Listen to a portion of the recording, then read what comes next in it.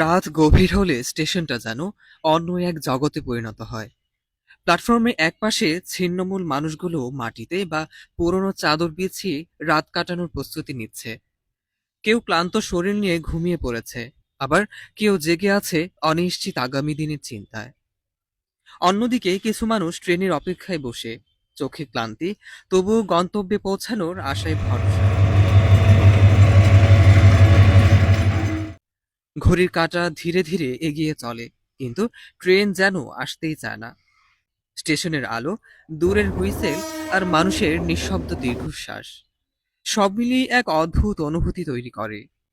এখানে রাত শুধু সময় নয়, এটা সংগ্রাম, অপেক্ষা আর বেঁচে থাকার গল্প।